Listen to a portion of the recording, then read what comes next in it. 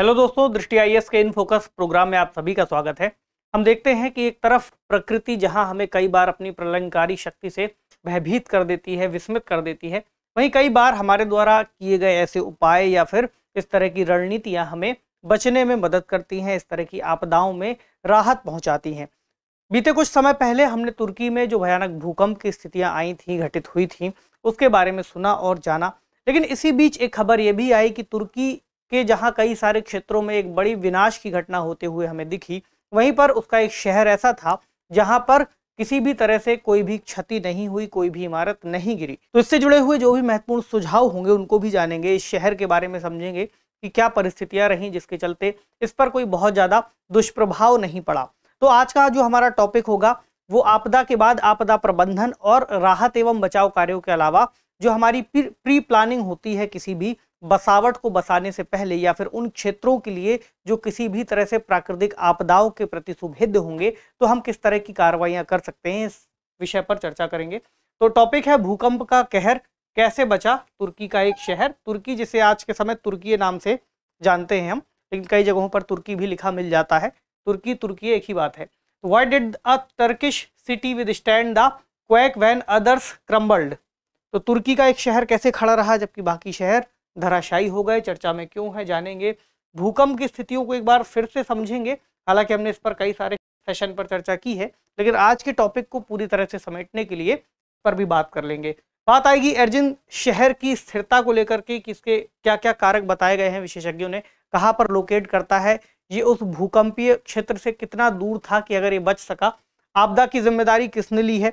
इसके अलावा भारत के संबंध में भी बात करेंगे कि भारत में कौन कौन से सीस्मिक जोन या फिर भूकंपीय क्षेत्र हैं और भारत में इस घटना से क्या हम सीख ले सकते हैं, भारत के जो नीति निर्माता हैं क्या सीख ले सकते हैं आगे की राह।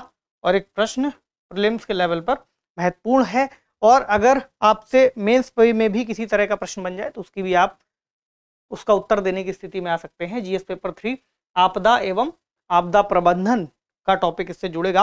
बेसिकली आज का जो शहर है जिस पर हम चर्चा करेंगे एक उदाहरण होगा किसी भी तरह के आपदा प्रबंधन से जुड़ी हुई गतिविधियों के लिए, वो भले ही तुर्की की घटना हो या भारत के किसी शहर की घटना हो। आपदा के बाद राहत कार्य और बचाव कार्य हमेशा से ही किए जाते हैं और किए जाने होते भी हैं और किए जाने चाहिए भी। इसके अलावा जो पहले प्लानिंग हम कर सकते हैं किसी भी आपदा से बचने के लिए वो महत्वपूर्ण होगी। भौगोलिक अवस्थितियां वहां पर एक जरूरी रोल अदा करेंगी। तो जो घटना है चर्चा में है उस पर आप सभी लोग परिचित होंगे ही, जो नहीं है उनको ये तस्वीरें सब कुछ बयां कर देंगी। जो कुछ दिनों पहले हमने तुर्की में भूकंप की घटना के बारे में सुना, तो उसके बाद पीछे रह गया केवल इमारतों, शहरों का मलबा, बहुत सारे स्मारकों का, बहुत सारे पार्कों का, सार्वजनिक जगहों का। इस तरह से फिर लोगों को ढूंढा जा रहा है, अपने रिश्तेदारों को लोग तलाश रहे हैं। आज भी लगभग 40,000 से अधिक लोगों की वहां पर मृत्यु की रिपोर्टिंग हो चुकी है। वो सीरिया के कुछ निवासी हो सकते हैं, सीरिया और जो तुर्की का क्षेत्र है वो दोनों ही उससे बुरी तरह से प्रभावित हुआ था। लेकिन इस पूरी घटना में अगर आप देखेंगे तो जहां पर एक तरफ हमें आकाश से इस तरह के दृश्य दिखाई देते हैं जहां पर शहर की कई सारी इमारतें एकदम धूल की तरह ढह गई हैं, वहीं हमें एक दूसरा दृश्य भी दिखाई देता है एक शहर के बारे में जहां की इमारतों को कोई खास नुकसान नहीं हुआ है, और वहां बहुत ज़्यादा, या हम कहें उनके जो सरकारी आंकड़ों हैं उनके अनुसार कोई भी जान माल का नुकसान नहीं है। इस शहर का नाम है एर्जिन और ये तुर्की का ही एक शहर है। अगर आप देखेंगे तो जहां पर पहला जो भूकंप आया था 7.8 मैग्नीट्यूड का, ये था सीरिया के बॉर्डर के नज़दीक, तुर्की और सीरिया के पास, हम कहें तुर्की के काफ़ी ज़्यादा पूर्वी क्षेत्र के नज़दीक या मध्य पूर्वी क्षेत्र के पास। तो ये यहाँ पर था इसका एपिसेंटर, जहाँ पर भूकंप की सबसे पहले जो स्थिति है वो बनती है, उसके बाद फिर सरफेस पर पूरी तरंगें फैल जाती हैं। एर्जिन शहर इसके काफ़ी ज़्यादा नज़दीक है, लगभग 50 मील के आसपास का फासला होगा। फिर जब दोबारा शॉक आता है तो 7.5 मैग्नीट्यूड का यहाँ पर जो झटका था वो शहर को लगता है। यहाँ पर आपको दिखाई देगा एपिसेंटर भी है, और गाजियान्टेप एक स्थान है उसके नज़दीक का एक क्षेत्र है। पहली बार में 7.8 मैग्नीट्यूड, दूसरी बार में 7.5 मैग्नीट्यूड जो भूकंप की तीव्रता है वो दर्ज की गई। तो काफ़ी सारे इलाके हैं जहाँ पर ये भूकंप की तरंगें फैली, और तुर्की का अधिकांश क्षेत्र और सीरिया का अधिकांश क्षेत्र लगभग इसने कवर कर लिया। अब इससे जुड़ी हुई जो घटनाएं हैं उसके छोटे से कारण पर चर्चा करते हुए फिर हम आगे बढ़ेंगे। कोई भी भूकंप कहीं पर भी अगर आता है तो वहाँ पर जो हमारी पृथ्वी के अंतर्गत जो प्लेट्स मौजूद हैं उनके संचलन की वजह से बहुत सारी जो तरंगों की उत्पत्ति होती है वो हो जाती है। तो यहाँ पर आपको दिखाई देंगी प्लेट बाउंड्रीज जो कि वृहद प्लेट्स में डिवाइड है और कुछ छोटी प्लेट्स में डिवाइड है। हालांकि इस पर हमने अभी कल ही न्यूटन मैप सेशन में चर्चा की थी, लेकिन आज का टॉपिक भी हमारा इससे रिलेटेड है, इसलिए इस पर बात करना जरूरी हो जाता है। 7 बड़ी प्लेट्स हैं, प्लेट बाउंड्रीज हम कह सकते हैं, जिसमें से कि Eurasia, Africa, south America, north America, यहाँ आपको दिखेगी ऑस्ट्रेलिया, यहाँ पर अंटार्कटिका और फिर 7वीं है पैसिफिक। इसी में कुछ छोटी प्लेट्स भी हैं, जिसमें से एक प्लेट है अनातोलियन प्लेट, जहाँ पर तुर्की का हिस्सा मौजूद है और उसी से जुड़ी हुई है अरेबियाई प्लेट। बेसिकली आपको यहाँ पर दिखाई देगा। तो 2 प्लेट्स के बीच में एक फॉल्ट, एक भ्रंश बनता जा रहा है, जिसके चलते यहाँ पर समानांतर संचलन जैसी स्थितियां बनती हैं और भूकंप की घटनाएं दिखाई देती हैं। ऐसा नहीं कि पहली बार आया है, 1999 में भी काफ़ी ज़्यादा तीव्रता वाला भूकंप यहाँ दर्ज किया गया था। तो ये पृथ्वी के अंतर्गत कुछ प्रमुख भूकंपीय क्षेत्रों में से एक क्षेत्र है, जहाँ पर भूकंप की सुभेद्यता, भूकंप के प्रति क्षेत्र की सुभेद्यता कहीं ज़्यादा है और सबसे ज़्यादा झटके महसूस किए जाते हैं। ठीक, अब आते हैं उस शहर पर, उसकी स्थिरता के कारकों को समझते हैं। तो वहाँ के महापौर या मेयर का कहना है कि किसी की भी मृत्यु नहीं हुई है और एक भी इमारत नहीं गिरी है। अच्छी बात है। तो इसके पीछे कई तरह के कारकों का संयोजन माना गया है। कुछ प्रशासन का कहना है कि हमने अच्छे कार्य किए हैं और कुछ लोगों का एक ऑब्जर्वेशन है इंजीनियर्स के प्रति और जो निर्माण करता है उनके प्रति उनकी एक सहानुभूति है और उनका शुक्रिया कर रहे हैं। तो यहाँ पर कहा है कि लापरवाही भरे जो निर्माण कार्य है उनको नहीं होने दिया गया था, किसी भी तरह की चूक नहीं होने दी गई है। जो भी मानक बनाए गए हैं, जो भी कोड तय किए गए थे आधुनिक समय में कि भूकंपों की तीव्रता इतनी होने पर हमें किस तरह से बिल्डिंग का निर्माण रखना चाहिए, किस तरह से मटेरियल लगाना चाहिए, उन सभी चीज़ों पर कार्य हुआ है। निर्माण सामग्री अच्छी थी और जो नवीनतम भूकंपी कोड थे उनका पालन हुआ था। एक दूसरी बात इस शहर की विशेषता में शामिल है, इसकी ज़मीन में शामिल है, वो ये कि यहाँ की जो ज़मीन है बहुत ठोस है, जो मिट्टी है बहुत ठोस है और मिट्टी की स्थिति को एक महत्वपूर्ण कारक के रूप में विशेषज्ञों ने जिक्र किया है। इसके अलावा कुछ और बातों को समझे तो जो क्षेत्र है जहाँ पर भूकंप की तीव्रता थी, हमने देखा ही एपिसेंटर उससे 50 मील से भी कम दूरी पर है।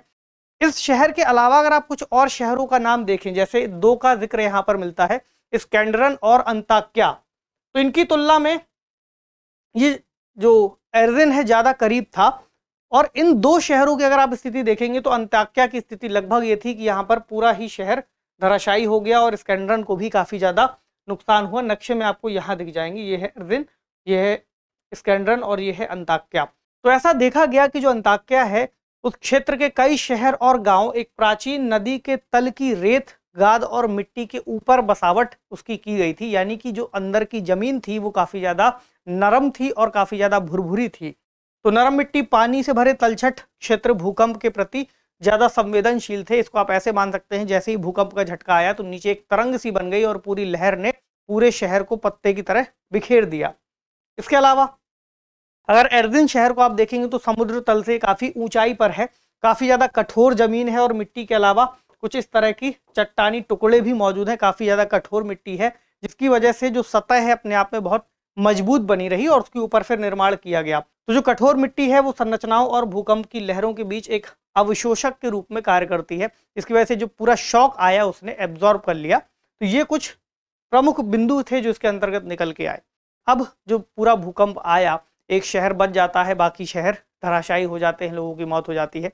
तो स्वाभाविक है कि सवाल खड़े होंगे प्रशासन से भी, सरकार से भी और लोगों के बीच भी इस पर विमर्श किया जाएगा, किया भी गया। तो आपदा की जिम्मेदारी किसे दी जाए, ये सवाल खड़ा हुआ कि अगर एक शहर बच सकता है तो बाकी शहर क्यों नहीं बचे।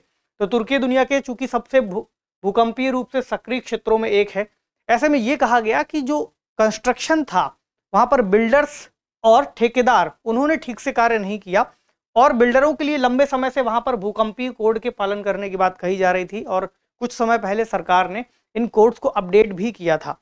लेकिन उसके बावजूद जो करप्शन होता है, करप्शन के चलते जो बिल्डिंग्स का निर्माण है उसमें अच्छे मटेरियल का इस्तेमाल ना किया जाना, और ये कुछ बड़े कारण के रूप में देखा गया।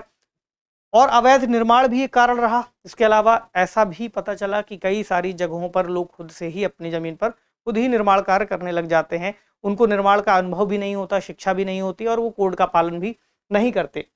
तो ये कारण है। दूसरा, एक कानून को भी कहा गया कि कुछ समय पहले लोगों ने जो मानक तय किए गए थे उसके अलावा जो निर्माण कार्य किए थे, तो सरकार ने एक कानून ला करके उनके द्वारा किए गए निर्माण कार्यों पर एक शुल्क लगाया और शुल्क की वसूली कर ली, बजाय इसके कि उनके द्वारा निर्मित की गई बिल्डिंग्स को वो अपडेट करते। तो कुछ ऐसे कई सारे कारक हैं जिसकी वजह से वहां हमें भूकंप के बाद का जो प्रभाव है इतना ज्यादा देखने को मिला है, जिसे हम दुष्प्रभाव कहेंगे, क्योंकि आपदा तो आएगी, वो सबको पता है कि उस क्षेत्र की स्थिति क्या है, वो जिस प्लेट बाउंड्री पर मौजूद है, ये एक उसकी ज्योग्राफिकल कंडीशन है। लेकिन आपदा आने की पहले हम किस तरह के प्रबंध करते हैं वो जानना बहुत महत्वपूर्ण है, और आपदा जब आ जाती है उसके बाद किस तरह से हम राहत और बचाव कार्य करते हैं, ये स्थिति बनी। अगर भारत के संदर्भ में भी हम इन चीजों को देखें तो भारत में भी अलग अलग स्तर पर अलग अलग जगहों पर भूकंपीय तीव्रता हम देख पाएंगे इस नक्शे में, जहां पर आपको सबसे ज्यादा लाल रंग से दिख रहा है, जैसे कि ये क्षेत्र है, इधर जम्मू कश्मीर वाला क्षेत्र, हिमाचल प्रदेश, उत्तराखंड, ठीक, इधर बिहार का कुछ हिस्सा, उत्तरी बिहार के पास का, इधर गुजरात का कुछ हिस्सा। तो ये क्षेत्र ऐसे हैं, इधर अंडमान निकोबार भी है, जहां पर सिस्मिक जोन 5 में आता है एक क्षेत्र, यानी सर्वाधिक तीव्रता यहाँ पर है, सर्वाधिक रिस्क यहाँ पर है। इसके बाद जो इससे कुछ हल्का कलर है, जैसे कि लद्दाख, पंजाब, उत्तर प्रदेश का कुछ हिस्सा, दिल्ली वाला क्षेत्र, बिहार का कुछ हिस्सा, ये जोन 4 में है। उसके बाद कुछ और कलर, जैसे कि ये वाले कलर्स में आप जिन चीज़ों को देख रहे हैं, ये जोन 3 है, और उसके बाद फिर जोन 2 में बाकी के हिस्से आते हैं। तो आप इन क्षेत्रों में, जो भी क्षेत्र में आप रहते हैं, एक बार अंदाजा लगा सकते हैं कि आपका क्षेत्र किस जोन के अंतर्गत आता है। इसके अलावा सरकार ने अलग अलग क्षेत्रों के बारे में एक डेटा सूची भी जारी की है, पीआईबी में इसका जिक्र मिलता है कि कौन कौन से क्षेत्र किस तरह से रिस्क में आते हैं। बहरहाल इसमें बहुत सारी चीज़ों को एक साथ दिया था, इसलिए हमने इसे लिया है। तो भारत इन पूरी घटनाओं से क्या सीख सकता है? पहला तो ये कि हमने चूंकि शहर के उदाहरण से अगर हम समझें तो ऐसे शहर बहुत तेजी से धराशायी हुए हैं जिनके नीचे की जमीन भुरभुरी थी या फिर उनके नीचे की मिट्टी अपने आप में मजबूत नहीं थी। ऐसे ही क्षेत्र भारत के संदर्भ में भी देखने को मिलते हैं। कई सारे दुर्गम इलाके हैं, लद्दाख का क्षेत्र है या जम्मू कश्मीर का क्षेत्र है, बेसिकली हिमालयी बेल्ट वाले जो भी रीजन है, अरुणाचल प्रदेश है, हमने देखा भी कि वही सबसे ज्यादा सुभेद्यता वाले भी है, वहां पर ही सीस्मिक जोन ज्यादा बनता हुआ भी दिख रहा है। तो यहाँ पर जो निर्माण कार्य हैं वो उतने ही किए जाएं जितने की आवश्यकता बहुत ज़्यादा है। भले ही हम कह सकते हैं कि हमें सीमाई रोडों को या सड़कों को बनाना इसलिए ज़रूरी है ताकि हम अपनी स्ट्रेटेजिक बढ़त हासिल कर सकें और अपने देश की सुरक्षा कर सकें। इसके अलावा जो अलग से निर्माण कार्य हो सकते हैं निजी संस्थाओं द्वारा व्यापारिक उद्देश्यों को धारण करते हुए या फिर पर्यटन गतिविधियों के चलते, उन पर एक स्तर तक रोक लगाई जानी चाहिए। जैसे कि लद्दाख का उदाहरण हो सकता है। लद्दाख में कुछ दिनों पहले हमने एक आंदोलन भी देखा जहां पर उनकी यही मांग थी कि उनका जो क्षेत्र है वो पर्यावरण के प्रति बहुत ज़्यादा संवेदनशील है, वहाँ का पर्यावरण, तो उसको सुरक्षा मिलनी चाहिए। हमने उत्तराखंड में भी कई बार ऐसी त्रासदियाँ देखी हैं। कुछ समय पहले जोशीमठ की स्थितियों को देखा जहाँ पर शहर धंसता जा रहा है, कुछ ऐसी ही घटनाएं हमें देखने को मिली। तो निर्माण कार्य इसके अलावा भी जिन शहरों में होते हैं, अगर वह भूकंपीय क्षेत्र के अंतर्गत आता है, जैसे दिल्ली का क्षेत्र या उत्तर प्रदेश के कोई क्षेत्र या बिहार के कोई क्षेत्र, तो उसके लिए जो मानक है उसके आधार पर ही निर्माण किया जाना चाहिए, ताकि जब कभी भी भूकंप जैसी कोई स्थिति आए तो एटलीस्ट जो बिल्डिंगें हैं उनमें कम से कम क्षति हो सके। इसके अलावा जो मानक हैं उनको भी एक बार सरकार को देखना चाहिए। अगर उनका पालन ठीक तरह से हो रहा है तो अच्छी बात है, नहीं हो रहा तो उस पर व्यवस्था को फिर से दुरुस्त करना चाहिए। आगे की राह क्या हो सकती है? जैसे तुर्की जैसा अगर कोई भूकंप आता है तो पहले तो यही कि राहत एवं बचाव कार्यों को शुरू किया जाना चाहिए, और किया गया भी है। और तुर्की में जो स्थिति बनी है, भारत ने भी वहां पर राहत और बचाव कार्यों में सहयोग किया है। जो निर्माण कार्य हैं उनका निरीक्षण किया जाना चाहिए, खासकर इन क्षेत्रों में जो मंजूरी है निर्माण कार्यों से जुड़ी हुई वो तभी मिले या निर्माण कार्य पूरे हो जाने के बाद एक बार निरीक्षण हो। जो निर्माण कोड तय किए गए हैं, नियम की इतने क्वालिटी होनी चाहिए, उनका भी कड़ाई से पालन हो सके। अगर निर्माण से संबंधित इसके बावजूद किसी तरह की कोई खामी होती है तो उसके लिए जो निर्माण से जुड़ा हुआ व्यक्ति है, उसे जुड़े हुई संस्था है, उसको जिम्मेदार ठहराया जा सकता है, ताकि आने वाले समय में या उसके बाद और लोग इस तरह की अपनी जिम्मेदारी से बचे नहीं और कार्यों को ठीक तरह से पूरा करें। दोषियों पर कार्रवाई भी हो सकती है। हालांकि ये आने वाले समय के लिए फिर लाभकारी होगा कि अभी स्थितियां बनी, कुछ समय के लिए हल्ला हो रहा है, लेकिन उसके बाद चीज़ें सामान्य होने लग जाएंगी। लेकिन उसके बावजूद अगर कार्रवाई होती है तो निश्चित तौर पर आने वाले समय में लोगों को एक संदेश मिलेगा कि ऐसे कार्यों को ठीक से करना चाहिए। और एर्दिन का एक सकारात्मक उदाहरण हमारे सामने है ही, जहां पर अच्छे कार्यों के चलते फिर कई सारे लोगों की जो जान माल था उसका नुकसान से वो बच सके और उनको सुरक्षा मिली है, और बाकी के लोग भी इस तरह की सुरक्षा को प्राप्त कर सकते थे। बढ़े आज के प्रश्न की तरफ। निम्नलिखित कथनों पर विचार कीजिए। भारत के अंतर्गत दिल्ली भूकंपीय क्षेत्र 4 में आता है। नागालैंड की राजधानी कोहिमा भूकंपीय क्षेत्र 5 में शामिल है। आपको बताना है इन दोनों ही कथनों में से कौन सा या कौन से कथन सही है। कमेंट बॉक्स में इसका जवाब देना है। आपसे मिलेंगे अगले सेशन में किसी अन्य महत्वपूर्ण विषय के साथ। इस विषय में भी बहुत सारी बातें ऐसी हैं जो आपसे प्रारंभिक परीक्षा में या मुख्य परीक्षा में पूछी जा सकती हैं। अगर मुख्य परीक्षा में कोई भी प्रश्न बनता है तो इसमें जिस जानकारी को हमने डिस्कस किया है उसके आधार पर एक उत्तर को आप लिख सकते हैं प्रश्न की डिमांड के अनुसार। तो मिलते हैं अगले सेशन में। पढ़ते रहिए। शुक्रिया।